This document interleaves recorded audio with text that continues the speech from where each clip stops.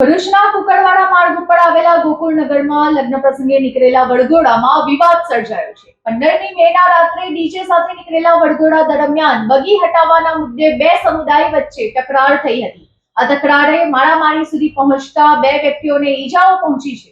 B division પોલીસે બંને પક્ષની ફરિયાદ નોંધી છે। પ્રથમ ફરિયાદમાં અશરફ મુશ્તાક મલેક, આકિબ મુસ્તાક મલેક, મુસ્તાક અહમદ રસુલ મલેક અને અશરફ મુશ્તાક મલેક સામે ફરિયાદ નોંધાઈ છે। બીજી ફરિયાદમાં કિરણ વસાવા, સુરેશ વસાવા, ચંદ્રેશ વસાવા સહિત 12 લોકો સામે ફરિયાદ નોંધવામાં આવી છે। શનિવારે રાત્રે મોટી સંખ્યામાં સ્થાનિકો અને આગેવાનો પોલીસ મથકે રજૂઆત કરવા પહોંચ્યા હતા। આ દરમિયાન ભરૂચમાં લગ્ન પ્રસંગમાં આવેલા ડેડિયાપાડાના ધારાસભ્ય ચેટર વસાવાએ પણ પોલીસ મથકે પહોંચ્યા હતા।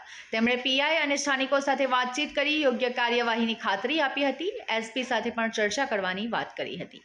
ભરૂચ જિલ્લા ભાજપ પ્રમુખ પ્રકાશ મોદી પણ પોલીસ મથકે પહોંચ્યા હતા। પીઆઈ સહિતના અધિકારીઓ સાથે ચર્ચા કરી હતી। પોલીસે આ મામલે વધુ તપાસ હાથ ધરી છે। કુકરવાડા ખાતે કોમી વૈમનસ્ય ફેલાવવા માટે નજીવી બાબતે પણ કેટલાક માથાભારે તત્વો દ્વારા છાસ વડે તંગદિલી ફેલાવી રહ્યા છે, જેને લઈ લોકોમાં આક્રોશ ફેલાઈ રહ્યો છે। ત્યારે માથાભારે તત્વો સામે કડક કાર્યવાહી કરવામાં આવે તેવી માંગ ઉઠવા પામી છે। ગઈકાલે કુકરવાડાના ગોકુળનગરમાં જે બે પાર્ટી વચ્ચે જે ઝઘડો થયો હતો, હિન્દુનો વરઘોડો હતો અને એમાં વસાવા લોકોનો વરઘોડો હતો અને એમાં સામે મુસ્લિમ પક્ષ તરફથી હુમલો કરવામાં આવ્યો, પથ્થરમારો થયો।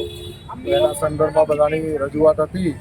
એટલે અત્યારે હું બહારથી ભરૂચની બહાર હતો, ભરૂચ જિલ્લાની બહાર, તો હમણાં સીધો જ અહીંયા આવ્યો છું અને આ પરિસ્થિતિ જોઈ બધાને જે કંઈ બી અહીંયા ટોળા ભેગા થયા હતા પોલીસ સ્ટેશન પર, તો એ લોકોને રવાના કર્યા છે અને સમજાવ્યા છે કાયદાની રીતે કામ કરશે। એમાં અમારા છોકરાઓનો કે અમારા ભાઈઓનો કોઈ વાંક હતો।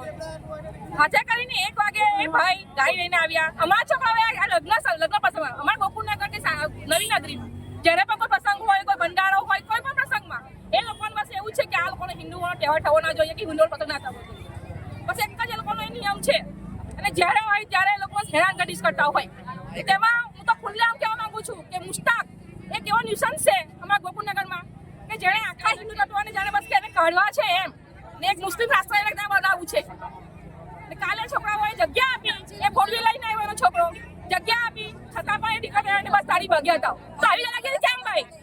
એટલે ગાડીઓ સમાતા રાખવાના હોય, કઈ રીતે એ લાવતો ધક્કા લઈને આવે? હું એવું કહું છું, જ્યારે પણ આટલા બધા મસ્જિદો પર ભૂંગળા વગાડે છે, છોકરાઓને આયરો કરીને આવે, છોકરાઓ ભણવાના ભણતા હોય, એ લોકોને મેં હેરાન કરતી જ્યારે હોય ત્યારે બસ એટલી હેરાન હતી। પોલીસ તંત્રને પણ અમે લોકોએ અરજી કરી છે વારંવાર, પણ એ પોલીસ તંત્ર કોઈ એક્શન લેતું નથી।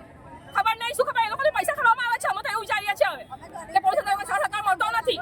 ભાજપની સરકાર છે છતાં પણ અમને એવું લાગે છે કે અમને કોઈ સરકાર નથી મળતો ને પોલીસ તંત્ર પણ જરાક પણ નહીં।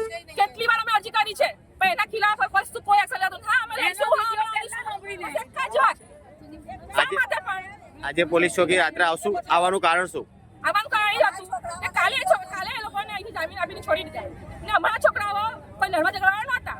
સામેથી કોઈ દાદાગીરી કરે ને પોતાની સેલ્ફ પ્રોટેક્શન માટે તો કોઈ તો હાથ ઉઠાવે કે ના ઉઠાવે, ને એમને જગ્યા આપવામાં આવી કે તમે અહીંથી જતા રહો ભાઈ, છતાં એ ગયો નહીં।